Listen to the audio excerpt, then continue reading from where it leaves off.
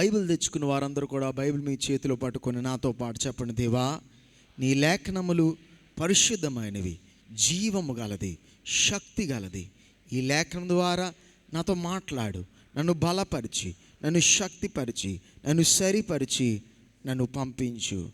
ఆమేన్. హల్లెలూయా, హల్లెలూయా. ఈ యొక్క ఉదయకాల సమయంలో నా ప్రసంగ అంశం ఏమనగా ప్రక్రియ, ద ప్రాసెస్. ప్రక్రియ కొరకు నేను మాట్లాడాలని ఆశించుచున్నాను. ప్రతి దాంట్లో కూడా అనేకమైన ప్రక్రియలు ఉంటాయి, ప్రాసెస్ ఉంటుంది.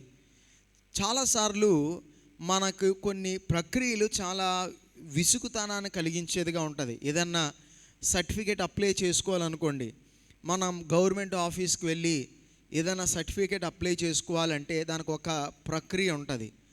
ఆ యొక్క ప్రక్రియ మనకు ఎంతో విసుగును కలిగిస్తూ ఉంటుంది. ఎందుకంటే వారు అప్లికేషన్ మనం తీసుకున్న తర్వాత దాన్ని మనం నింపి దాంట్లో అనేకమైన, లేకపోతే ఇది మార్చమని, అది మార్చమని, లేదా ఇది సరిపోలేదు, అది సరిపోలేదు, లేకపోతే వారి సంతకం కావాలి, వీరి సంతకం కావాలి, తర్వాత రండి, రేపు ఎల్లుండి రండి. ఎన్నిసార్లు తిరిగినా అలాగ వాయిదా వేస్తూ, లేకపోతే ఆ యొక్క కార్యాలు తొందరగా చేయక డబ్బులు అనవసరంగా ఖర్చు పెట్టిస్తూ ఉన్నప్పుడు మనకి ఆ యొక్క ప్రక్రియలు ఎలా ఉంటాయంటే చాలా విసుగుతనాన్ని కలిగించేదిగా ఉంటాయి.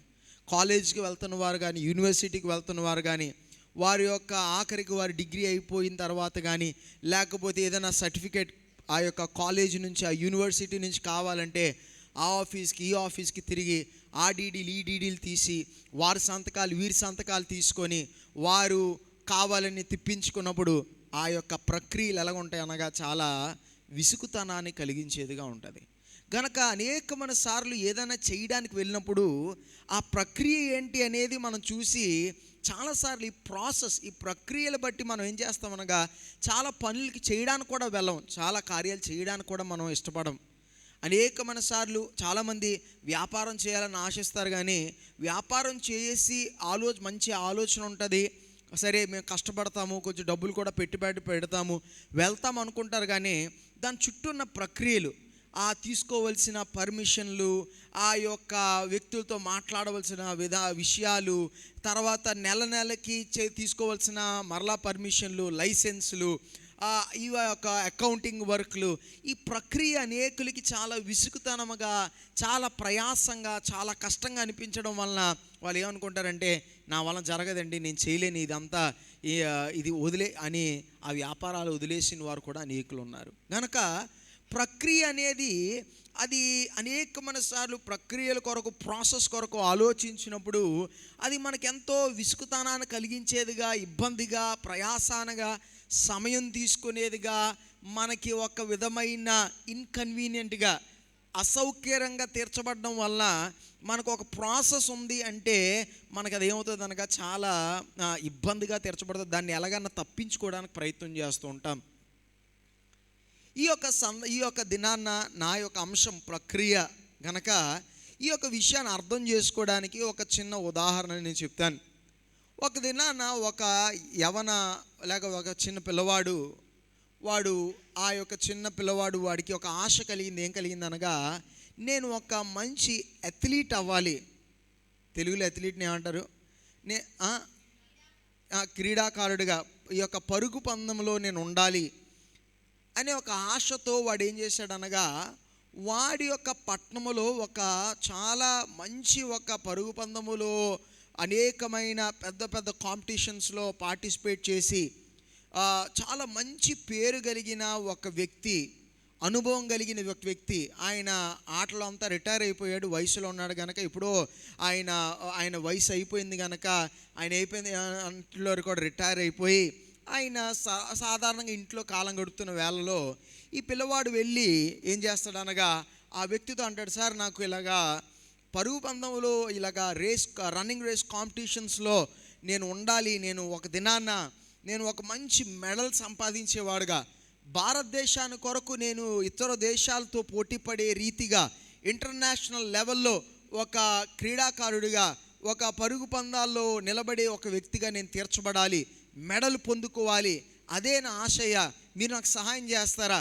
మీరు నాకు కోచ్గా ఉంటారా అంటే ఆ వ్యక్తి అంటాడు, నీకు ఇంత ఆశ ఉన్నట్లేదు, తప్పనిసరిగా నేను నిన్ను కోచింగ్ చేస్తాను, పరిగెట్టడానికి నేనేం చేస్తాను అనగా దేశాన్ని కొరకు నువ్వు పరిగెట్టే రీతిగా నేనేం చేస్తాను అనగా నేను ట్రైన్ చేస్తాను, నిన్ను నేను ఆ శిక్షణ గుండా తీసుకువెళ్తాను అన్నప్పుడు మరుసటి దినాల నుండి ఉదయం పిల్లవాడిని ఆయన ఏం చేస్తాడనగా ఉదయకాలం లేపుతూ ఉంటాడు. ఉదయకాలం 4 గంటలు 4:30 5 గంటలకు లేపి ఏం చేస్తుంటాడు అనగా ఉదయం లేపి నడిపిస్తూ ఉంటాడు. వారు కూడా ఇలాగ విశాఖపట్నంలో బీచ్కి సమీపంగా ఉన్న ఒక ప్రాంతంలో ఉన్నారు కనుక ఆ పిల్లవాడిని ఏం చేసేవాడు అనగా ఆ ఇసుకలో నడిపిస్తూ ఉండేవాడు, ప్రతిరోజు నడిపిస్తూ ఉండేవాడు. అలాగా కొన్ని నెలల పాటు ఏం చేసేవాడు అనగా ఆ యొక్క ఇసుకలో పరిగెట్టడానికి వచ్చినోడు ఏం చేసేవాడు అనగా ప్రతిరోజు ఉదయం లేపి ఆ ఇసుకలో నడిపిస్తూ ఉండేవాడు. వీడికి కొంచెం విసుకొచ్చేది, వీడికి కానీ సార్ని ఏదైనా అడగడం వాడికి భయం. ఎందుకంటే కోచ్ని అడిగినట్లయితే మరలా ఇంకో గంట ఎక్కువ నడిపిస్తాడేమో, కావాలని పరిగెట్టి ఇంక ఇసుకలో పరిగెట్టించేస్తాడేమో, ఇంకేదైనా చేయిస్తాడేమో అని ఏం చేశాడు అనగా ఏం అడిగేవాడు కాదు.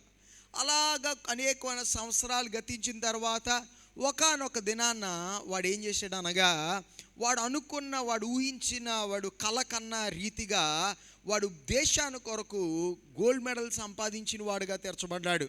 గోల్డ్ మెడల్ సంపాదించిన వాడుగా తీర్చబడినప్పుడు వాడు కోచ్తో పాటు సంతోషించుచున్న సమయంలో ఆ కోచ్ పక్కన కూర్చొని అడిగాడు, సార్ నేను చిన్నప్పుడు మీ దగ్గరికి వచ్చినప్పుడు కూడా అప్పటి నుంచి నేను మిమ్మల్ని ఒక విషయం అడుగుదాం అనుకుంటున్నాను, నేను అప్పుడు ధైర్యం చేయలేదు, అడిగితే మరలా మీరు ఇంకా ఎక్స్ట్రాగా ఏమైనా పని చెప్తారేమో, లేకపోతే అది తప్పుగా తీర్చబడుతుందేమో అని అడగలేదు, కానీ ఈరోజు అడుగుతున్నాను సార్.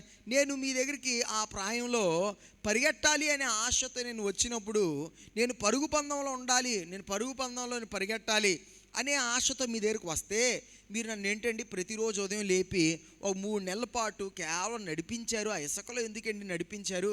దానికి కారణం నాకు అర్థం అవ్వలేదు. ఎందుకంటే నేను ఈరోజు చేసేది పరిగెట్టడం, కానీ ఆ మొదటి 3-4 నెలలు నన్ను ఆ ఇసుకలో అలా నడిపించేవారు ఏంటండి, దాని అర్థం ఏంటి, ఎందుకు నన్ను అలా చేయించారు, ఎందుకు నడిపించారంటే అప్పుడు ఆ సార్ చెప్పాడు, నువ్వు ఆ దినాల్లో ఆ 3-4 నెలలు ఆ ఇసుకలో నడిచినప్పుడు ఏమైందనగా నీ కాల్లో ఉన్న ఆ యొక్క కండరాలు, ఆ మజిల్స్ ఏమైనగా అది బలపడడం ప్రారంభించాయి. తర్వాత నేనేం చేస్తాను అనగా నీకు పరిగెట్టడం నేర్పించాను. నేను ఒకవేళ నీకు ముందుగానే నేను నీ యొక్క మజిల్స్, నీ యొక్క కండరాలు, నీ యొక్క కాల్లో ఉన్న కండరాలు బలపరచబడకుండా నేను నిన్ను ఆ పరిగెట్టడమే డైరెక్ట్గా నీకు నేర్పించుంటే నీకు అధికమైన నొప్పులు కలిగేవి, దాన్ని బట్టి నువ్వు మానేసేవాడివి, లేకపోతే నీకు ఏమన్నా గాయం కలిగేది, ఏమైనా ఇంజురీస్ వచ్చేవి, దాన్ని బట్టి నువ్వు మానేసేవాడు.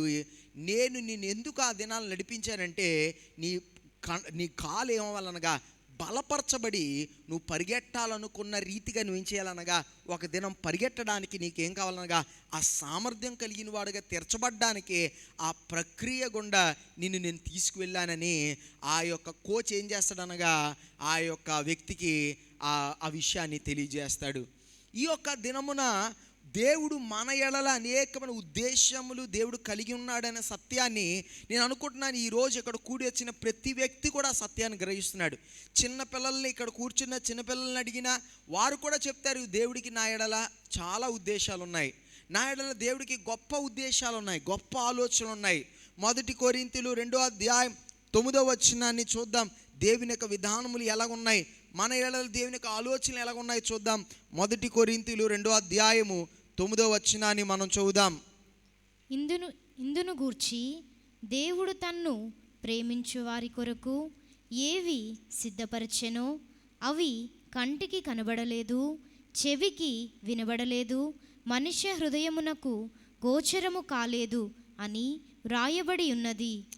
దేవుడు దాన్ని ప్రేమించే వారి కొరకు ఆయన దాచి ఉంచిన కార్యాలు, ఎవరు కూడా చూడలేనివి, వినలేనివి, ఊహించలేని గొప్ప కార్యాలు దేవుడు తన ప్రజలైన మన కొరకు, ఆయన ప్రేమించే మన కొరకు ఆయన ఏం చేశాడు అనగా ఆయన దాచి ఉంచాడు.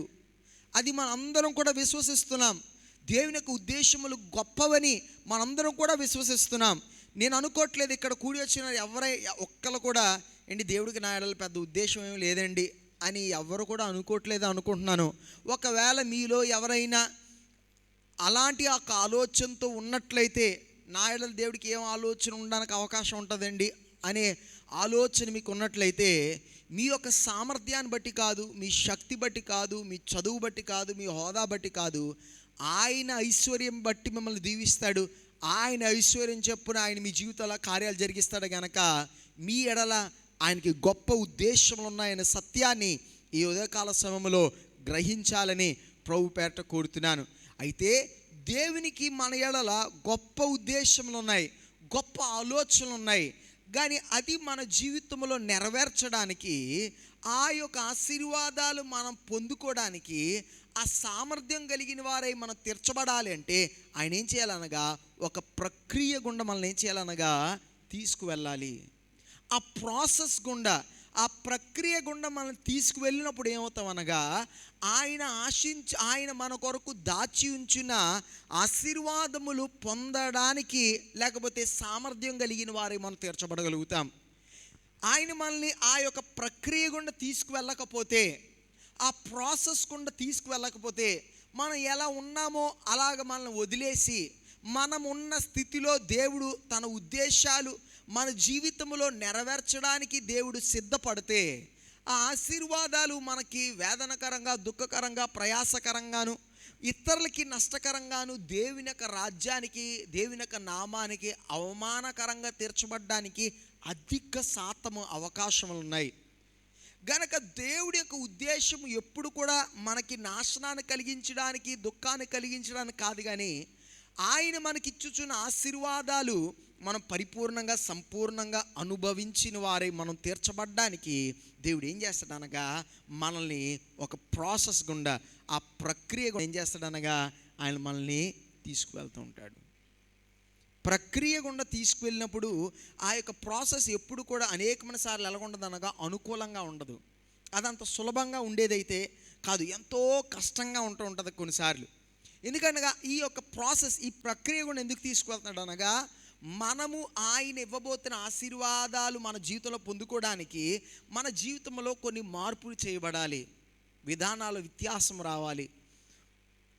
మన యొక్క జీవితంలో అనేకమైన మార్పులు, శారీరకంగా అవ్వచ్చు, మానసికంగా అవ్వచ్చు, ఆర్థికంగా అవ్వచ్చు, ఆత్మీయ జీవితంలో అవ్వచ్చు, అనేకమైన వ్యత్యాసములు కలగాలి.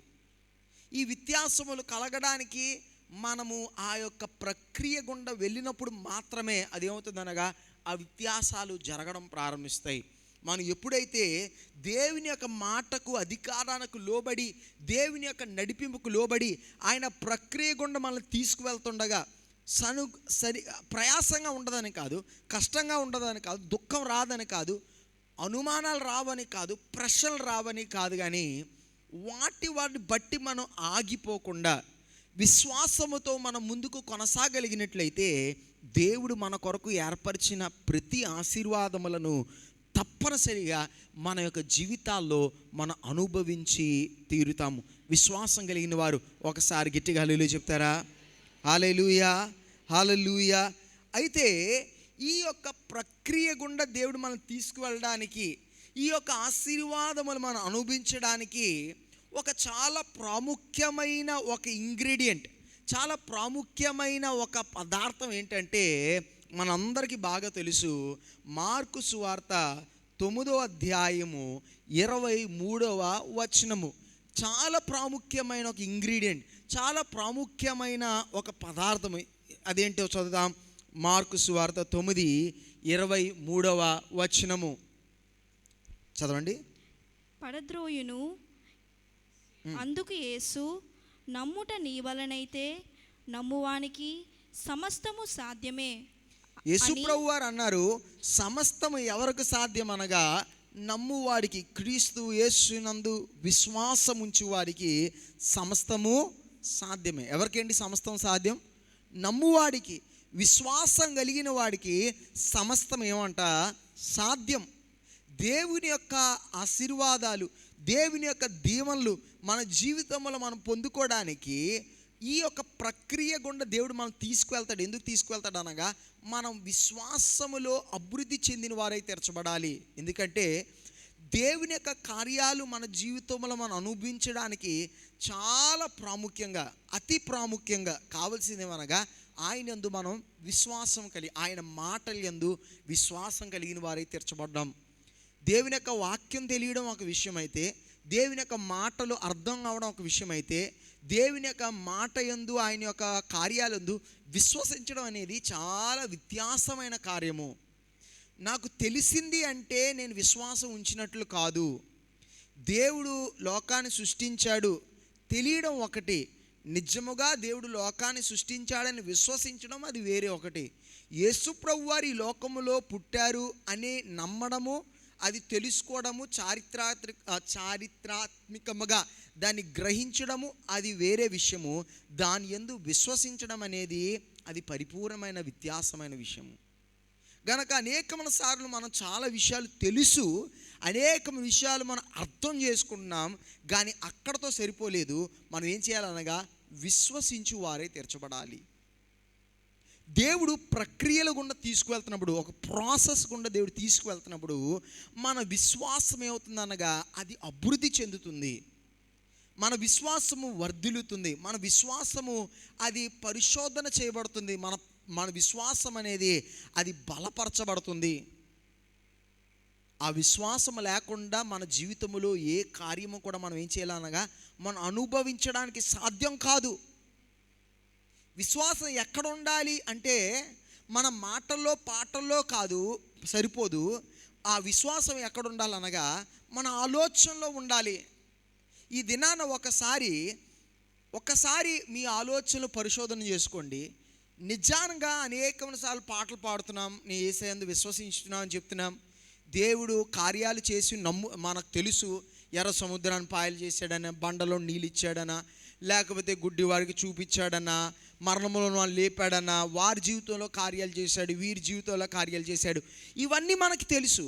కానీ ఈ ఉదయం నేను అడుగుతున్న ప్రశ్న ఏమనగా, ఒక్కసారి మీ యొక్క మనసులను మీరు పరిశోధన చేసుకొని మీ ఆలోచనలో నిజంగా క్రీస్తు యేసునందు విశ్వాసం ఉందా, ఆయన కార్యాలందు విశ్వాసం ఉందా అనేది ఒక్కసారి పరిశోధన చేసుకోవాలి.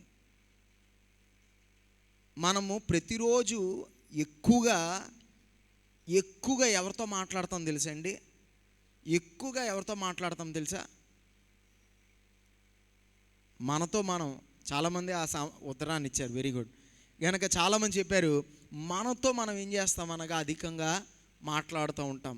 మనతో మనము అధికంగా ఏదో ఒకటి మంచిదో చెడుదో మనం ఏం చేస్తామనగా ఇతరులతో మాట్లాడేదానికన్నా అధికంగా బయటికి మాట్లాడకపోయినా మనలో మనం ఏం చేసుకుంటాం అనగా అధికమైన సమయం మాట్లాడతాం. అయితే ఆ మాట ఎంత విశ్వాసపూర్వకంగా ఉంది అనేది చాలా ప్రాముఖ్యమైనది. మనం చాలాసార్లు పలికే మాట మీదే మనం శ్రద్ధ పెడుతూ ఉంటాం. నేను పలికేది విశ్వాసపూర్వకంగా ఉండాలి, కానీ దానికన్నా ఇంకా ప్రాముఖ్యంగా మనతో మనం మాట్లాడుతున్నప్పుడు ఆ విశ్వాసముతో మనం మాట్లాడుచున్నామా?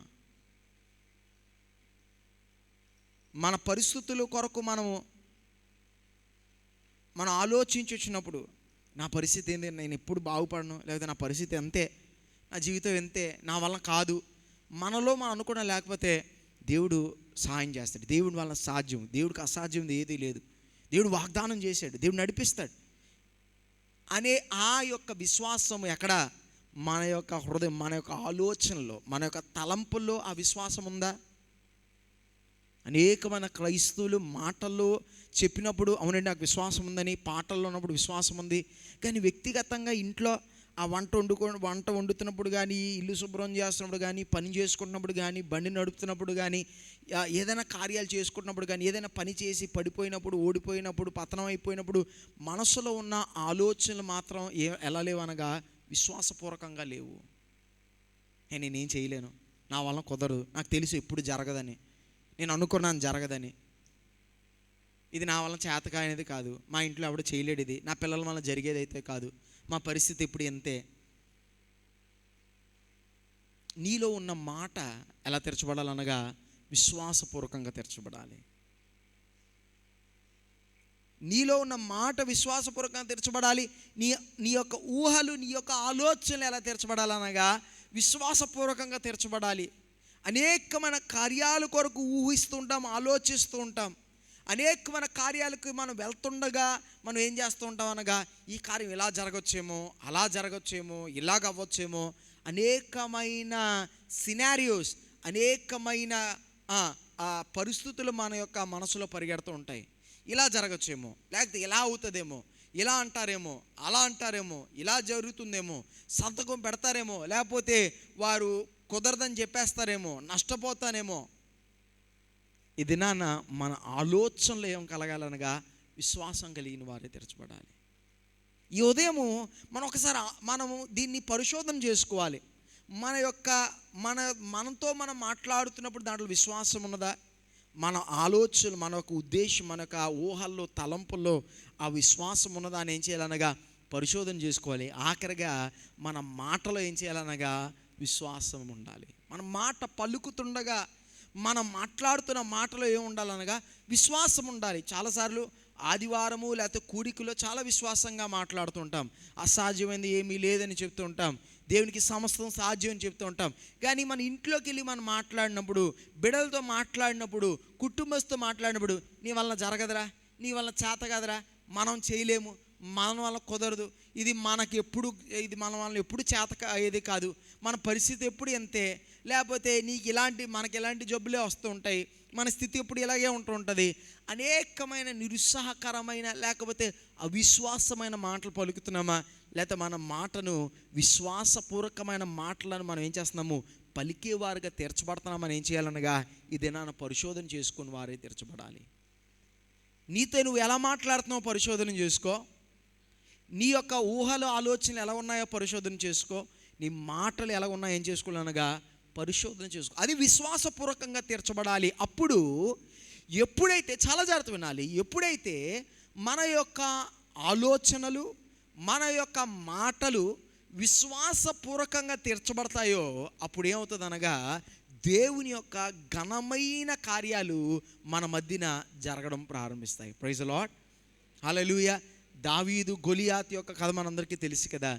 దావీదు ఏం చేశాడనగా అక్కడ దేవుడు గొప్ప కార్యం చేశాడు. గొలియాతుని దేవుడు ఏం చేశాడనగా పడగొట్టాడు. దావీదు ద్వారా దేవుడు గొలియాతుని పడగొట్టాడు. కానీ అక్కడ జరిగిన కార్యాలు చూడండి. దావీదు తనతో తను మాట్లాడుకున్నప్పుడు ఎలా మాట్లాడుకున్నాడు అనగా, ఎలాగా తను ఆలోచించాడు, ఎలాగా తను ఊహించుకున్నాడంటే, తన యొక్క బలహీనత తను చూసుకోలేదు, తన చిన్నవాడు అనే విషయాన్ని చూసుకోలేదు, తన యొక్క వృత్తి ఏంటో చూసుకోలేదు. తన చుట్టూ ఉన్న వారందరూ తను ఎవరో జ్ఞాపకం చేయడానికి ప్రయత్నం చేసినప్పటికీ అన్నయ్యలు, సౌలు రాజుగారు, ఆఖరి గొలియాతు కూడా నువ్వెవడవురా అని వాడికి గుర్తు చేయడానికి ప్రయత్నం చేసిన దావీదు మాత్రం ఎల్లప్పుడూ శ్రద్ధ ఎక్కడ పెట్టాడు అనగా దేవుని యందు శ్రద్ధ పెట్టి విశ్వాసము కలిగిన వాడుగా తీర్చబడ్డాడు. తన ఆలోచనలో విశ్వాసం ఉంది, తన మాటల్లో విశ్వాసం ఉంది. ఎవరు వెళ్తారని సౌలు కానీ సౌలుతో ఉన్న సైనికులు ఒక్కడ కూడా సిద్ధపడలేని సమయంలో దావీదు మాత్రం ఏమన్నాడు? నేను వెళ్తాను, నేను పడగొడతాను, దేవుడు విజయాన్ని ఇస్తాడు, వీడెవడు నిలబడడానికి అని ఏం చేశాడు అనగా విశ్వాసంతో మాట్లాడాడు. ఆ రెండో అయిపోయిందా? లేదు. మూడోది చాలా ప్రాముఖ్యంగా ఏం చేశాడనగా ఆ యొక్క క్రియలో తన విశ్వాసాన్ని కనపరిచిన వాడై తీర్చబడ్డాడు. మాట్లాడి చెప్పి కూర్చొని పోలేదు. సరే ఇలా చేద్దాం, దేవుడు జరిగిస్తాడు, దేవుడు నడిపిస్తాడు, దేవుడు నాతో ఉన్నాడు, నాకు దేవుడు విజయం ఇస్తాడు అని నమ్మడము, చెప్పడం మాత్రం కాదు. అంతా చెప్పేసి ఇంట్లో కూర్చోలేదు. ఏం చేశాడనగా అంతా చెప్పి ఆ యుద్ధ రంగంలోకి వెళ్ళడానికి సిద్ధపడిన వాడై తెరచబడ్డాడు. ఈ దినాన ఈ చాలా సులభమైన లేకపోతే ప్రారంభ పాఠాలు, ఈ ప్రారంభ పాఠాల్లో మనము ఆ ప్రారంభ పాఠాలు ఈ దినాలు మనం గుర్తు చేసుకోకపోతే, ఆ ప్రారంభ పాఠాల్లో మనము కరెక్ట్గా లేకపోతే దేవుని యొక్క కార్యాలు మన జీవితంలో ఏం చేయాలనగా ఎన్నటికీ కూడా మనం అనుభవించలేం. ఈ ప్రక్రియ గుండా తీసుకువెళ్తుండగా ఈ ప్రారంభ పాఠాలు మళ్ళీ జ్ఞాపకం చేసుకొని మన ఆలోచనలోను, మన మాటల్లోనూ, మన యొక్క తలంపుల్లోనూ, మన క్రియను ఏమనగా విశ్వాసం కలిగిన వారై తీర్చబడినప్పుడు నీ ద్వారా, మన ద్వారా దేవుడు ఏం చేస్తాడు అనగా ఘనమైన కార్యాలు దేవుడు ఏం చేస్తాడు? ఆయన చేసి నడిపించి తీరుతాడు. ప్రైజ్ ది లార్డ్, హల్లెలూయా. ఆయన ఆ ప్రక్రియ గుండా ఆయన తీసుకువెళ్తాడు. ఎందుకంటే మన విశ్వాసం అభివృద్ధి చెందాలి. ఎందుకు ఆయన ప్రక్రియ గుండా తీసుకువెళ్తున్నాడు, ఎందుకు ఈ ప్రాసెస్? దేవుడు దీవించాలంటే దీవించాడు, అయిపోయింది కదండి. అంత సులభంగా ఉంటే బాగుండేది కదా. దేవుడు ఆశీర్వదించాలనుకున్నాడు, ఆశీర్వదించేశాడు. రక్షణ పడ్డాం, దేవుడు ఆశీర్వదించాడు, దీవించాడు, అయిపోయింది. లేదు, అలాగ దీవించినట్లయితే నీ జీవితంలో ఏది కూడా నువ్వు అనుభవించలేవు. ఎందుకు ప్రక్రియ గుండా తీసుకువెళ్తున్నాడంటే ఇంకొక విషయాన్ని నేర్చుకుందాం. మార్కు సువార్త 2వ అధ్యాయం 22వ వచనాన్ని చదువుదాం. మార్కు సువార్త 2వ అధ్యాయం 22వ వచనాన్ని చదువుదాం.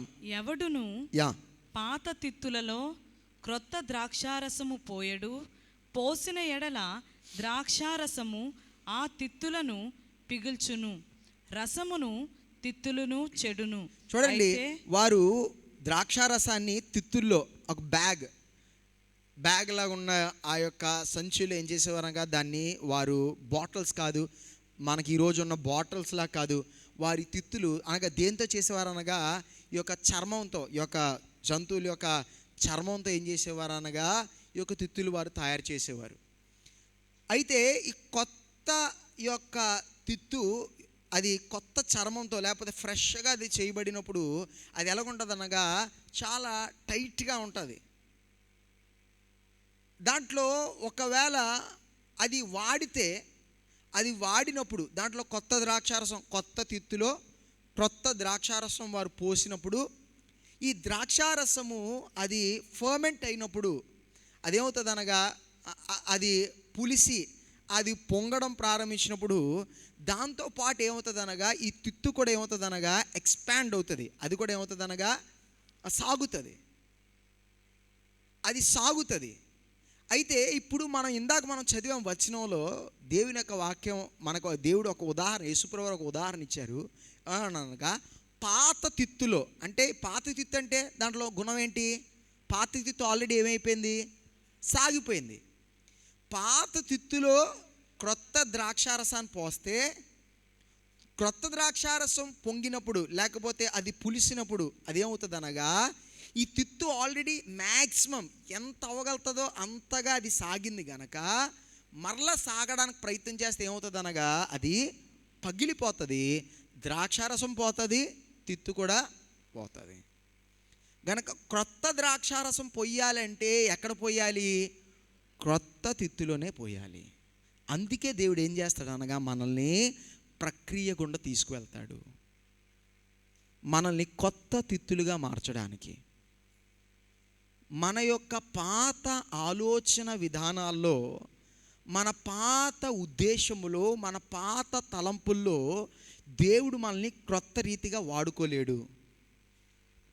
దేవుని యొక్క కొత్త అభిషేకం మనకు కావాలి అంటే, దేవుని యొక్క నూతనమైన దీవెనలు మనకు కావాలంటే, దేవుని యొక్క నూతన ఆశీర్వాదాలు మన జీవితంలో కావాలంటే, దేవుని చేత నూతనమైన రీతిగా మనం వాడబడాలి అంటే, కొత్త ద్రాక్షారసం మనం కావాలని కోరుకున్నప్పుడు మనకేం మనం ఎలా తీర్చబడాలనగా కొత్త తిత్తుగా తీర్చబడాలి.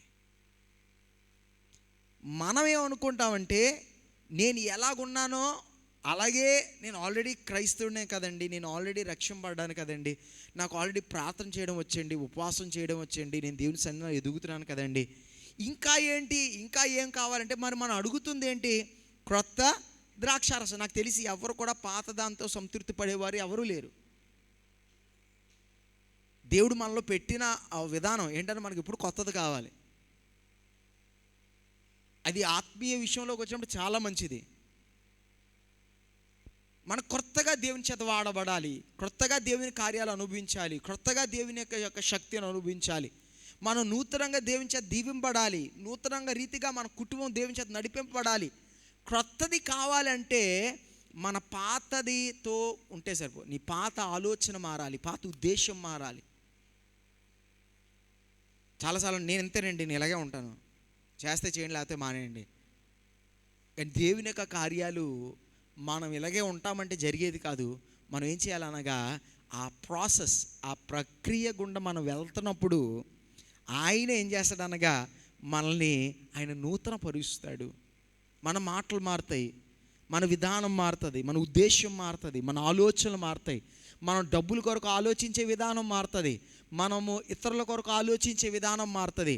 మన యొక్క ప్రతి కార్యంలో ఏం కలుగుతుందనగా చాలా వ్యత్యాసం కలగడం ప్రారంభిస్తుంది. ఎక్కడ? ప్రక్రియ గుండా మనం వెళ్తున్నప్పుడు. దేవుడు ఒకవేళ నేను ఈ దినాన్న ఒక ప్రాసెస్ గుండా, ఒక ప్రక్రియ గుండా దేవుడు తీసుకువెళ్తున్నట్లయితే అది కొంచెం ప్రయాసంగా ఉంటుంది, అది కొంచెం కష్టంగా ఉంటుంది, అది చాలా ఇబ్బందిగా ఉంటుంది. కానీ ఎందుకు తీసుకెళ్తున్నాడంటే నిన్నేం చేయడానికి? నూతనపరచడానికి. ఎందుకు నూతనపరచాలి అంటే నీలో ఏం చేయాలనగా క్రొత్త ద్రాక్షారసం ఆయన పోయాలి. క్రొత్తది, నువ్వు ఆశించుచున్నది శ్రేష్టమైంది నీకు ఇవ్వడానికి, నూతనపరచబడ్డానికి దేవుడు ఏం చేస్తున్నానగా ఆ ప్రక్రియ గుండా తీసుకువెళ్తుండగా మన ఈ దినాల్లో మనం దేవుని యొక్క సన్నిధానంలో మన జీవితాలు ఇంకనూ సమర్పించుకొని దేవునితో చెప్పాలి, దేవా ఇదిగో దేవా నన్ను తీసుకువెళ్ళయ్యా, పర్లేదు కొంతకాలం కొంచెం నాకు ఇది ఇబ్బందిగా ఉన్నా పర్లేదు, అసౌకర్యంగా ఉన్నా పర్లేదు, కొంతకాలం నాకు బాధగా ఉన్నా పర్లేదు, కొంతకాలం నాకు దుఃఖంగా ఉన్నా పర్లేదు, నాకేం కావాలనగా నీ క్రొత్త ద్రాక్షారసం నాకు కావాలి. అటువంటి ఆశ కలిగిన వారు ఒకసారి గట్టిగా హల్లెలూయా చెప్తారా? హల్లెలూయా. చాలా జాగ్రత్త అండి, ఇలాంటి విషయాల కొరకు హల్లెలూయా చెప్పినప్పుడు చాలా జాగ్రత్త చెప్పాలి. ఎందుకంటే క్రొత్తది కావాలి అయ్యా, నన్ను సిద్ధంగా ఉన్నానయ్యా అంటే ప్రాసెస్ ఎప్పుడు కూడా సులభంగా ఉండదు. నవ్వుతూ పరిగెడుతూ గెంతులు వేసుకుంటూ జరిగేదైతే కాదు. ఉండదని కాదు, లేకపోతే ఎప్పుడు నువ్వు ఏడుస్తూ ఉండాలి, దుఃఖపడతానా ఉండాలి అని కాదు. ఈ ప్రక్రియలు అన్నీ ఉంటాయి. ఈ ప్రక్రియలో కొన్ని కాలం సంతోషిస్తావు, కొంతకాలం నవ్వుతావు, కొంతకాలం దుఃఖపడతావు, కొంతకాలం నీ జీవితాన్ని దేవుడు విధానము కాదు, అక్కడ జరిగేది కాదు. ఏంటి ప్రాముఖ్యం అంటే నిన్ను నూతనమైన ఒక తిత్తుగా ఆయన తీర్చిదిద్దాలి. ఎందుకనగా నీ ఎడల ఆయనకి ఏముందనగా ఒక ఉద్దేశం లేదనుకోండి, ఒక ఉద్దేశం లేకపోతే నీలో ఉన్న ద్రాక్షారసము నీ ఉన్న స్థితిలో నువ్వు వదిలేస్తే సరిపోతుంది. కానీ ఆయన ఉద్దేశం అది కాదు. నీలో ఆయన ఒక ఆశ కలిగించాడు. దేవుడు నీలో ఒక ఆశ కలిగిస్తాడు, మనలో దేవుడు ఒక ఆశ కలిగిస్తాడు. కొంతమంది ఒక ఆశ ఏంటంటే నేను దేవుని కొరకు ఏదో పరిచయం చేయాలి, పిల్లల మధ్యన పరిచయం చేయాలి, యవనస్తుల మధ్యన పరిచయం చేయాలి, లేదా దేవుని కొరకు ఏదో ఇవ్వాలి, లేకపోతే నేను ఒక మంచి వ్యాపారం చేయాలి, నేను ఒక మంచి ఉద్యోగం చేయాలి. ఇవన్నీ దేవుడు అనేకుల యొక్క హృదయాల్లో ఆయన ఆశ పెడతాడు. ఎందుకనగా ఆ ఆశ బట్టి మనం ఏం చేయాలనగా మనం ప్రార్థించడం ప్రారంభించాలి. దేవుడు మనలో ఆశ ఎందుకు పెడతాడనగా మనం దాన్ని బట్టి ప్రార్థించడం ప్రారంభించాలి, దేవునికి అసలు అడగడం ప్రారంభించాలి. మనలో ఆయన ఆశ పెడతాడు, మనం ప్రార్థిస్తాం, అయ్యా నన్ను నువ్వు ఇలా వాడుకో, నన్ను ఇలా దీవించు, నాకు మంచి వ్యాపారం దయచేయి, నేను ఈ రాజ్యానికి ఆశీర్వాదకరంగా తెరచబడాలి, నన్ను ఉన్నతమైన స్థితిలో ఉంచు, నేను నామాన్ని గణపరుస్తాను, నాకు నీ పరిచయం చేయాలని ఉంది, నీ కొరకు ఇవ్వాలని ఉంది, ఏవో అనేకమైన ప్రార్థనలు చేసినప్పుడు మనం ఏమంటున్నామంటే దేవుడికి, దేవా నాకేం కావాలి? క్రొత్త ద్రాక్షారసం కావాలి. అప్పుడు దేవుడు ఏం చేస్తాడనగా మనల్ని ప్రక్రియ గుండా తీసుకువెళ్తాడు. ఎందుకంటే ఆయన క్రొత్త ద్రాక్షారసం పోయడానికి మనం ఏమవ్వాలనగా క్రొత్త తిత్తుగా తీర్చబడాలి. దేవుడికి నువ్వంటే ఇష్టం లేదనో, దేవుడికి నువ్వంటే నచ్చలేదనో, లేకపోతే దీవించాలంటే కష్టపెట్టాలి, అది కాదండి. దీవించాలంటే కష్టపెట్టాలి, ఇవ్వాలంటే 2 కొట్టాలి, అది కాదు యుద్ధం. అర్థం చేసుకునే విధానం అలా ఉంటే చాలా కష్టం, చాలా ఆ యొక్క విధానం ఎప్పుడు కూడా సరైనది కాదు. ఇక్కడ ఎవరైనా కూర్చొని దేవుడు దీవించాలంటే 2 కొడతాడు అప్పుడే దేవుడు దీవిస్తాడంటే మీరు ఆలోచించే విధానం 100% తప్పు. దేవుడు కష్టపెట్టకుండా దేవుడు దీవించడం అనే ఆలోచన 100% తప్పు. అది దేవుని యొక్క వాక్యం నేర్పించేది విధానం అయితే కాదు, అది నువ్వు అర్థం చేసుకున్న విధానం.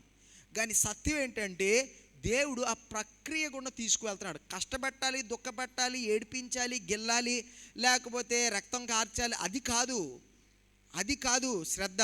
విషయం ఏంటంటే నిన్ను నూతనమైన తిత్తుగా మార్చాలి. ఆ నూతన తిత్తుగా నిన్ను మార్చడానికి ఆ ప్రక్రియలో ఇవన్నీ రావచ్చు రాకపోవచ్చు, కానీ అది కాదు, ఏం అవుతుంది కాదు, నిన్ను నూతన పరచాలి అని ఆశించుచున్నాడు. అది ఆ సత్యాన్ని మనం గ్రహించిన వారే తెరచబడాలి. అది సత్యం. ఆయన నూతన పరచడానికి ప్రయత్నం చేస్తాం. మన జీవితాన్ని ఆయన సామర్థ్యం కలిగిన వారై తీర్చబడడానికి ఆయన ప్రక్రియ ఉన్నది మనల్ని తీసుకువెళ్తున్నాడు. ఈ దినాన మరి ఆ ప్రక్రియ గుండా వెళ్ళడానికి, విశ్వాసములో అభివృద్ధి చెందడానికి, నూతనమైన ఒక తిత్తుగా తీర్చబడడానికి నువ్వు సిద్ధపడుతున్నావా అనే సత్యాన్ని నువ్వేం చేయాలనగా గ్రహించిన వ్యక్తిగా తీర్చబడాలి. ఈ యొక్క ప్రక్రియలో మనం కూడా ఏం చేయాలనగా దేవునితో పాటు మనము కూడా పార్ట్నర్స్గా, భాగస్వాములుగా తీర్చబడాలి. దేవుడికి ఇచ్చేసి నువ్వు చేసుకో, ఇంకా నేను ఎలా కళ్ళు మూసేసుకుంటానులే, 2 చేతులు కట్టేసుకుంటాను, నీ కష్టాలు దుఃఖాలు అన్నీ అయిపోతాం, అప్పుడు దీవించబడతాను, అది కాదు. దేవుడు మనతో ఏది ఎలా ఏం చేసినా ఆయన పార్ట్నర్షిప్లోనే చేస్తాడు. మనల్ని ఆయనతో పాటు ఏం చేసుకున్నా జత కలుపుకొని మనతో పాటు ఆయన చేసే ప్రతిదాన్ని మనం కలుపుకొని ఆయన చేస్తూ ఉంటాడు. మన యొక్క వ్యక్తిగత జీవితంలోకి వచ్చినప్పుడు మన యొక్క భాగస్వామ్యం ఇంకా అధికంగా ఉండాలి. మన యొక్క రోల్, మన యొక్క బాధ్యత అధికంగా ఉంటుంది. అయితే ఇప్పుడు దేవుడు మనల్ని ఆ ప్రక్రియ గుండా తీసుకువెళ్తున్నాడు. ఎందుకు తీసుకువెళ్తున్నాడు? మన విశ్వాసమును అభివృద్ధి చెందడానికి, రెండోది మనల్ని నూతనమైన తిత్తులుగా మార్చడానికి. మనకున్న ఒక బాధ్యత ఉంది. అనేకమైన బాధ్యతలు ఉండొచ్చండి, అనేకమైన కార్యాలు ఉండొచ్చు, అవన్నీ మాట్లాడడానికి లేదు కనుక ఒక విషయాన్ని మీకు చెప్పి నేను ఆ ఒక్క బాధ్యత మనం గుర్తెరిగిన వారై తెరచబడదాం. ఆ బాధ్యత ఏమనగా మన ఆత్మీయ జీవితంలో అభివృద్ధి చెందడానికి, మనం ఎదగడానికి మనకి చాలా ప్రాముఖ్యంగా మనకేం కావాలనగా ఒక ఆత్మీయ జీవితానికి చాలా ప్రాముఖ్యం కావాల్సింది ఒక మంచి సహవాసం కావాలి, ఫెలోషిప్. ఆత్మీయ జీవితంలో ఒంటరిగా ప్రార్థించడం ఉంది, ఒంటరిగా దేవుని యొక్క వాక్యాన్ని ధ్యానించడం ఉంది. కానీ మనం ముందుకు కొనసాగడానికి మనకేం కావాలనగా ఒక సహవాసం అనేది చాలా ఎంతో ప్రాముఖ్యమైనది. సహవాసములో మనం ఉన్నప్పుడు ఏం చేయగలుగుతాం అనగా మనము బలంగా ముందుకు వెళ్ళగలుగుతాం, సాతాను యొక్క శోధనలు జయించగలుగుతాం. దుష్టుడైన అపవాది మనల్ని నాశనం చేయడానికి వాడు ప్రయత్నం చేయించుండగా ఆ శోధనలు జయించి ముందుకు వెళ్ళగలుగుతాం. అధికమైన కాలం మనము ఆగిపోకుండా ముందుకు కొనసాగలుగుతాం.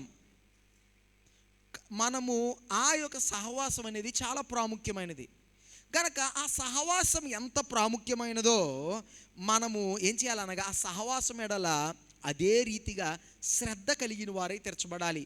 యేసు ప్రభువు వారు ఈ లోకములో ఆయన ఉన్నప్పుడు ఆయన చుట్టూ శిష్యులు ఉన్నారు. ఆయన చుట్టూ ఆ 12 మంది శిష్యులు ఎల్లవేళలో యేసు ప్రభువుతో ఉన్నారు. కానీ యేసు ప్రభువు వారు కొన్ని సందర్భాల్లో ఆయన తీసుకున్న కొన్ని నిర్ణయాలు ఒక్కసారి చూద్దామండి. మార్కు సువార్త 5వ అధ్యాయం 37వ వచనాన్ని చదువుదాం. మార్కు సువార్త 5వ అధ్యాయం 37వ వచనం. పేతురు, యాకోబు సహోదరుడగు యోహాను అనువారిని తప్ప మరి ఎవరినైనను తన వెంబడి రానియక సమాజ మందిరపు. యేసు ప్రభువు వారు ఆ యొక్క ఒక కుటుంబాన్ని దర్శించడానికి ఆ కుటుంబముకు వెళ్తుండగా ఆ వ్యక్తి ఆ ఇంట్లో ఒక చిన్నది చనిపోయింది, లేకపోతే బలహీనంగా ఉంది, ఆ బలహీనమైన ఆ వ్యక్తి దగ్గరికి వెళ్తుండగా యేసు ప్రభువు వారు ఏం చేశారనగా ఆ 12 మంది శిష్యులను కూడా ఆయన ఏం చేసుకోవాలి, ఆయనతో పాటు తీసుకువెళ్ళిపోలేదు. ఆయన ఏం చేశాడనగా ఆయనతో పాటు 3 తీసుకువెళ్ళాడు. తర్వాత యేసు ప్రభువు వారు రూపాంతరం చెందిన ఆ యొక్క సందర్భం మనకు తెలుసు కదా, అది కూడా చూద్దాం. ఆ రూపాంతరం చెందినప్పుడు యేసు ప్రభువుతో పాటు 12 మంది శిష్యులు ఉన్నారా? యేసు ప్రభువు వారు ఆయన ప్రార్థన చేసుకోవడానికి వెళ్ళినప్పుడు ఆయన ఆ యొక్క పర్వతానికి ఎక్కినప్పుడు యేసు ప్రభువుతో 12 మంది ఉన్నారా అంటే లేదు. మార్కు సువార్త 9వ అధ్యాయం 2వ వచనాన్ని చదువుదాం. మార్కు సువార్త 9వ అధ్యాయం 2వ వచనం. 6 దినములైన తరువాత యేసు పేతురును, యాకోబును, యోహానును మాత్రము వెంటబెట్టుకొని ఎత్తైన ఒక కొండ యేసు ప్రభువు వారు ప్రార్థించడానికి ఆ పర్వతం పైకి వెళ్తుండగా యేసు ప్రభువు వారు ఏం చేశారనగా 12 మంది శిష్యుల్ని 12 మంది రండి మనం పైకి వెళ్దాం అనలేదు.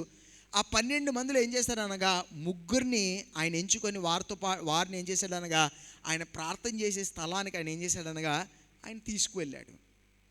మనం నేర్చుకోవలసిన విషయం ఏంటి మరి దీంట్లోనే అనగా సహవాసం అనేది చాలా చాలా ప్రాముఖ్యమైనది. మన సహవాసము మనం ఎంచుకోవడము కూడా ఏంటనగా చాలా చాలా ప్రాముఖ్యమైనది. ఒక సహవాసములో మనం కలిసి ప్రార్థించడము, సంఘంగా మనందరూ కలిసి కూడి రావడము, ఆదివారము కానీ లేకపోతే సంఘంలో కూడికలో మనం కూడి కలిసి రావడం, ప్రార్థించడం, ఆరాధించడం ప్రాముఖ్యమైనదే. కానీ ఇక్కడ అయిపోలేదు. మనకేముండాలనగా ఒక సహవాసం ఉండాలి. మన యొక్క వారములో మన యొక్క సోమవారం నుండి శనివారం వరకు లేకపోతే మిగతా దినముల్లో కూడా మనతో కలిసి ప్రార్థించే ఒక సహవాసం ఉండాలి. అది 50 మంది, 100 మంది, 150 మంది లేకపోతే అదే ఉంటే సహవాసం అని కాదు. నీ యొక్క సహవాసంలో 2 ఉండొచ్చు, 1 ఉండొచ్చు, 3 ఉండొచ్చు. ఆ సహవాసం ఎలా ఉండాలనగా నీ విశ్వాసమును బలపరిచే సహవాసంగా ఉండాలి. నీ మనస్సును పంచుకునే సహవాసంగా ఉండాలి. నీ యొక్క కాడిని నీతో పాటు ఆ బరువును మోయగలిగే సహవాసంగా ఉండాలి. నీ యొక్క స్థితిని పరిస్థితుల ఎడల లేకపోతే నీ ఎడల ఆ ప్రేమ కలిగే సహవాసంగా ఉండాలి.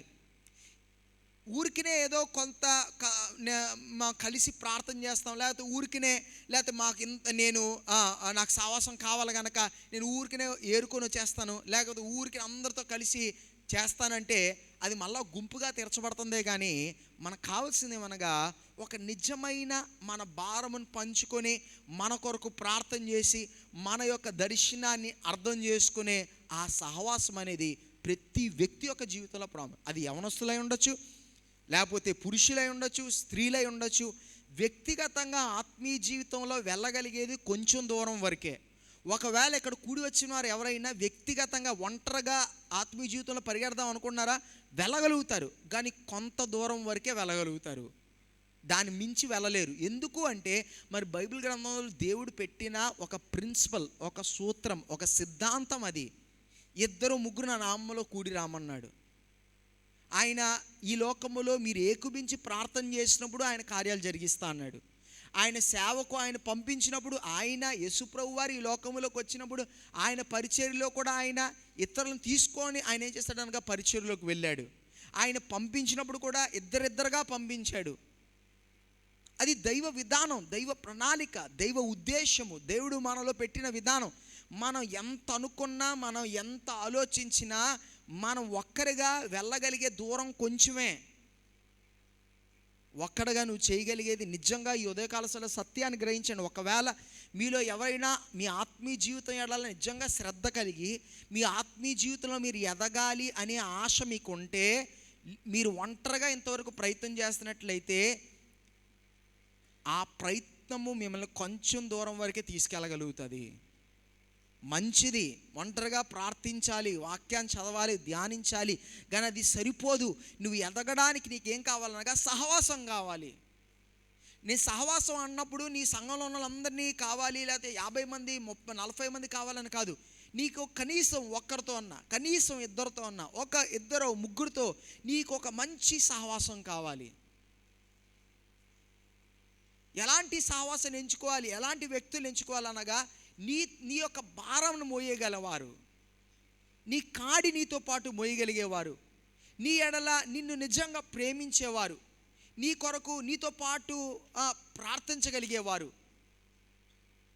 బైబిల్ అంతా రావసరం లేదు వాళ్ళకి, లేకపోతే వాళ్ళు నీకన్నా ఎక్కువ అనుభవం ఉండాలి, లేకపోతే నువ్వు 5 సంవత్సరాల సంఘానికి వచ్చావు కనుక నీతో ప్రార్థన చేసేవారు 15 సంవత్సరాల సంఘానికి అవసరం లేదు.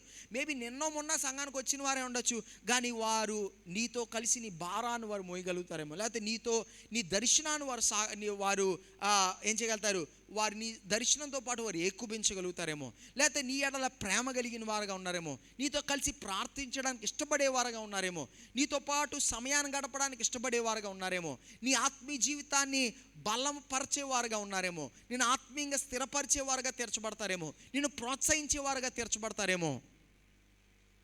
యేసుప్రభు చూడు 12 మంది ఉన్న 12 మంది పట్టుకెళ్ళలేదు. ఎందుకంటే ఈ 12 మంది ఆయన 12 మంది ఏం చేస్తాడనగా ఆయన ట్రైన్ చేస్తున్నాడు. ఈ 12 మందిని ఏం చేస్తున్నాడనగా సిద్ధపరుస్తున్నాడు, రాబోయే దినాల్లో చేయబోతున్న పరిచర్య కొరకు సిద్ధపరుస్తున్నాడు. కానీ వారిలో అనేకులు విధానాలు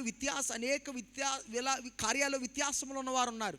వారి ఆలోచనలు ఏకూబించలేనిగా ఉన్నాయి, వారి తలంపులు లేనిగా ఉన్నాయి. కొన్ని కార్యాలు అంగీకరించలేని స్థితిలో కొంతమంది ఉన్నారు, కొన్ని కార్యాలతో సహకరించలేని వారుగా కొంతమంది ఉన్నారు, కొన్ని విషయాలకు అడ్డుపడేవారుగా కొంతమంది ఉన్నారు. గనక వారిని ఆయన ప్రేమించలేదని కాదు, వారంటే ఇష్టం లేదని కాదు, మీరు నా శిష్యులు కాదురా పొండ్రా అని కాదు, కానీ ఆయన ఆ వ్యక్తిగత ఆయన యొక్క ఆత్మీయ స్థితిలోకి ఆ యొక్క ప్రార్థనలోకి ఆయన ప్రవేశించడానికి ఆశించినప్పుడు ఆయన కొన్ని పరిచర్యలు చేయడానికి ఏమంటారు చాలా ఒక పర్సనల్గా ఒక వ్యక్తిగతంగా ఉంటున్న కొన్ని పరిచర్యలోకి వెళ్తున్నప్పుడు ఆయన ఏం చేశాడు అనగా 12 మంది తీసుకువెళ్ళలేదు, కేవలం ఏం చేసేవాడు అనగా ఈ 3 మాత్రం ఆయన తీసుకువెళ్తూ ఉండేవాడు. ఆ సహవాసం యొక్క ప్రాముఖ్యత, దాని యొక్క విధానాన్ని మనం గ్రహించగలిగినట్లయితే మన ఆత్మీయ జీవితంలో ఎదగలిగిన వారైతే తీర్చబడతాం. గనక ఈ యొక్క విషయంలో గ్రహించవలసింది, మనందరికీ తప్పనిసరిగా ఏం కావాలనగా ఒక సహవాసం ఉండాలి. మీరు యవనస్తులా, లేకపోతే మీరు పురుషులా, మీరు స్త్రీలా వ్యత్యాసం కాదండి. ఎవరైనా ఆత్మీయ జీవితంలో ఎదగడానికి 100% మీకు సహవాసం కావాలి. మీరు యవనస్తులు కానివ్వండి, మీరు అనేకమైన కార్యాలకి 2-3 పట్టుకొని వెళ్తారు కదా, మీరు 2-3 కలిసి ప్రార్థించడం చాలా ప్రాముఖ్యమైనది. 2-3 కలిసి కూర్చొని దేవుని యొక్క వాక్యాన్ని ధ్యానించడం చాలా ప్రాముఖ్యమైనది. 2-3 కలిసి దేవుని యొక్క పరిచర్య చేయడం చాలా ప్రాముఖ్యమైనది. కానీ ఆ ఇద్దరు ముగ్గురు నువ్వేం చేయాలనగా, నువ్వు జాగ్రత్తగా నీ యొక్క ఆత్మీయ జీవితాన్ని కొరకు నువ్వు ఆలోచించి ఏం చేయాలనగా, ఆ 2-3 వెతుక్కొని ఎంచుకొని నువ్వేం చేయాలనగా ఆ సహవాసంలో ఎదగడానికి సిద్ధపడాలి. దేవుడు ఆ ప్రక్రియ గుండా మనం తీసుకువెళ్తుండే, ఆ ప్రక్రియ గుండా ఆయన మనం తీసుకువెళ్తుండగా, ఆ ప్రక్రియలో మనకు కూడా కొన్ని బాధ్యతలు ఉన్నాయి. నేను ఈరోజు ఒక్క బాధ్యత మాత్రం చెప్తున్నాను, కానీ అనేకమైన బాధ్యతలు ఉన్నాయి. దాంట్లో ఈ యొక్క ప్రాముఖ్యమైన బాధ్యత ఉంది ఏమనగా, మన సహవాసంలో ఎదగాలి. సహవాసంలో ఎదిగిన వారై తీర్చబడాలి. మన సహవాసం ఎలాగ ఉందనేది మనం గుర్తించిన వారై తీర్చబడాలి. మనతో వచ్చుచున్న ఆ 2-3 మనతో ఆ యొక్క దర్శనాన్ని పంచుకోగలుగుతారనేది గ్రహించిన వారై తీర్చబడాలి. యోసేపు చేసిన తప్పు ఏంటంటే, వాడికి వచ్చిన దర్శనాన్ని వాడు ఏం చేశాడంటే, వాడి ఇంట్లో అందరికీ చెప్పేశాడు. అందరికీ చెప్పడం వల్ల ఏం గోతులో పడ్డాడు. దేవుడు ఆయన గోతులో పెట్టాలనుకోలేదు, దేవుడు ఆయన గోతులో పడేయాలనుకోలేదు. అది దైవ ఉద్దేశం, ప్రణాళిక కాదు. అది యోసేపు యొక్క బుద్ధిహీనత. యోసేపు దర్శనాన్ని అందరితో చెప్పకుండా వాడు ఎవరితో చెప్పవలసింది, మేబీ వాడు అన్నయ్యతో చెప్పవలసింది, లేకపోతే వాడి నాన్నగారితో చెప్పవలసింది, లేకపోతే వాడు తమ్ముడితో వాడు పంచుకోవాల్సింది. కానీ వాడు ఏం చేశాడు అనగా, అంతా నా కుటుంబమే కదా, అంతా నా వారే కదా, అవును అంతా వాడు రక్తమే, అంతా వాడు సొంత అన్నయ్యలే, అంతా వాడు సొంత కుటుంబమే. కానీ వాడి దర్శనంతో వారు అందరూ కూడా సహకరించగలిగిన వారు, వాడి యొక్క దర్శనాన్ని అర్థం చేసుకోగలిగిన వారు కాదు. ఒక్కడే ఉన్నాడు. ఎవరనగా వాళ్ళ నాన్నగారు మాత్రం ఏం చేశారనగా, దాన్ని విని ఆయన హృదయంలో ఏం చేసుకున్నాడు అనగా, దాన్ని భద్రపరుచుకున్నాడు. ఆయనకి అనుమానాలు ఉన్నాయి, కానీ ఆయన ఏం చేసుకున్నాడు అనగా, దాన్ని భద్రపరుచుకొని దాన్ని బట్టి వాడు ఏం చేశాడు అనగా, వాడిని బలపరచడానికి ప్రయత్నం చేశాడు. ఈ దినాన్న మన యొక్క సహవాసాలు ఒకటైతే మన గోతులోకి తీసుకెళ్తాయి, లేకపోతే మన సహవాసాలు ఏం చేస్తాయి అనగా, మన దర్శనంతో ముందుకు వెళ్ళడానికి అది అనుకూలంగా, మన సహవాసంలో ముందుకు వెళ్ళడానికి, దైవ ఉద్దేశం ముందుకు వెళ్ళడానికి, ప్రార్థనలో దేవుళ్ళు ఎదగడానికి అది ప్రయోజనకరంగా తీర్చబడతాయి. ఆ బాధ్యత ఎవరి మీద ఉందంటే, మన వ్యక్తిగత జీవితాలపై ఉంది. మన యొక్క రెస్పాన్సిబిలిటీ, మన యొక్క బాధ్యత, మన ఆత్మీయ జీవితం ఉంది కనుక మనము దేవుడి దినాల్లో మనల్ని ఈ ప్రక్రియ గుండా తీసుకువెళ్తుండగా, ఈ లోకంలో ప్రక్రియలు, ఆత్మీయమైన ప్రక్రియలు కూడా అనేకమైన సార్లు విసుగుతనం కలిగించేదిగా. ఒకటి, లోకంలో ప్రక్రియకి ఏ గ్యారంటీ లేదండి. ఆడు చేస్తాడా చేయడా, వాళ్ళు ఒప్పుకుంటారా, అంగీకరిస్తారా, ఊరికినే తిప్పుకుంటున్నారా, లేదు. కొన్నిసార్లు సంవత్సరాలు తిప్పుకుంటారండి. కొంతమంది అడిగితే సంవత్సరాలు తిప్పుకుంటూ ఉంటారు. ఎందుకు తిప్పుకున్నారంటే ఏ కారణం లేదు. ఒక్క సంతకం పెట్టడానికి అనవసరంగా సంవత్సరాలు తిప్పించుకున్న అనేకమైన అనుభవాలు మీకే ఉండుంటారు, అలాంటి కథలు విని ఉంటారు. కానీ దేవుడి విషయంలోకి వచ్చినప్పుడు ఆయన ప్రక్రియలో అనవసరమైనది ఏదీ లేదు, టైం వేస్ట్ ఏదీ లేదు. దేవుని యొక్క ప్రక్రియలో ఒక్క సెకండ్ కూడా టైం వేస్ట్ లేదండి, ఒక్కడ కూడా ప్రయోజనం లేనిది లేదు. ఈ లోకంలో ఉదయం వెళ్తే అంటాడు, ఇప్పుడే వచ్చాం, కొంచెంసేపు తర్వాత రమ్మంటాడు. కొంచెంసేపు తర్వాత వెళ్తే అంటాడు, ఇప్పుడే మేము లంచ్ టైం, తర్వాత రా అంటాడు. తర్వాత వెళ్తే అంటాడు, ఇప్పుడే మేము భోజనం చేసి వచ్చాం, కొంచెంసేపు తర్వాత రా అంటాడు. తర్వాత అంటాడు, మేము టీ తాగడానికి వెళ్తున్నాం, తర్వాత రా అంటాడు. టీ తాగేసి వెళ్తే ఇప్పుడు మూసేస్తున్నాం, రేపు రా అంటాడు. అలాగా నువ్వు వాడు ఎంట తిరుగుతూ ఉంటే నువ్వు ఎందుకు వెళ్తున్నావో తెలియదు, ఎందుకు తిరుగుతున్నావో తెలియదు, ఎందుకు డబ్బులు ఖర్చు పెడుతున్నావో తెలియదు. ఈ ప్రక్రియలో ఏం లేదనగా ఒక నిరీక్షణ లేదు. కానీ దేవుడు ఈ తీసుకెళ్లే ప్రక్రియలో నీకేముందనగా 100% నీకు నిరీక్షణ ఉంది, గ్యారంటీ. ఆయన ఊరికినే నేను తిప్పుకున్నవాడు కాదు, ఊరికి నేను విసుగు పెట్టేవాడు కాదు. ఆయన చుట్టూ ఆయన ఎప్పుడు నేను తిప్పించుకోడు, ఆయన నిన్ను ఎప్పుడు అడిగించుకోడు, లేకపోతే నిన్ను భిక్షం అడుక్కునేవాడుగా, లేకపోతే ఏదో ఒక కార్యాన్ని కొరకు ఆయన తిప్పించుకునేవాడు కాదు. ఆయన ఒక ప్రక్రియ కూడా తీసుకువెళ్తాడంటే ఆయనకు ఒక ఉద్దేశం ఉంది, ఒక ఆలోచన ఉంది. నీ జీవితాన్ని దీవించాలని ఆశిస్తున్నాడు, నిన్ను నూతనపరచాలని ఆశిస్తున్నాడు. నిన్ను నూతనపరచినప్పుడు నువ్వేమవుతావు అనగా నూతనమైన ద్రాక్షారసం కలిగిన వ్యక్తిగా తీర్చబడగలుగుతావు. నూతనమైన దేవుళ్ళు, నూతన ఆశీర్వాదాలు తీర్చబడినప్పుడు నువ్వేం చేయగలుగుతావు అనగా ఆ నూతన ఆశీర్వాదాలు, ఆ నూతన ద్రాక్షారసం పొందుకుంటే నువ్వేమవుతావు, నువ్వు దీవింపబడతావు. నువ్వు దీవింపబడితే నువ్వు అనేకులకి ఏమవుతావు, దీవనకరంగా తీర్చబడతావు. అప్పుడు నువ్వేం చేయగలుగుతావు అనగా దేవుని కొరకు లేచి తేజరిల్లిన ఒక వ్యక్తిగా నువ్వు తీర్చబడగలుగుతావు. కళ్ళు మూసుకుందామండి, మన జీవితాలు సమర్పించుకుందాం. విత్తబడిన మాటలు మన హృదయాల్లో భద్రపరుచుకుందాం. ఇది నానండి హృదయపూర్వకంగా ఒకసారి మన జీవితాలు అండి దయచేసి అందరూ కూడా ఒక్కసారి పరిశోధన చేసుకుందామండి. నేను నిజంగా నా ఆలోచనలో, నా మాటలో నాకు విశ్వాసం ఉందా అనేది పరిశోధన చేసుకుందామండి. విశ్వాసం ఉంది అని నిజంగా మన మాటల్లో ఉందా, మన ఊహల్లో ఉందా, మనతో మనం మాట్లాడుకున్నప్పుడు ఆ విశ్వాసం కనబడుతుందా అనేది ఒకసారి పరిశోధన చేసుకోవాలి. తర్వాత దేవుని అడుగుతుంది, దేవా నాకు నూతన ద్రాక్షారసం కావాలయ్యా అని అడిగినప్పుడు మనం నూతన పరచబడ్డానికి సిద్ధపడాలి, నూతన తిత్తుగా తీర్చబడాలి.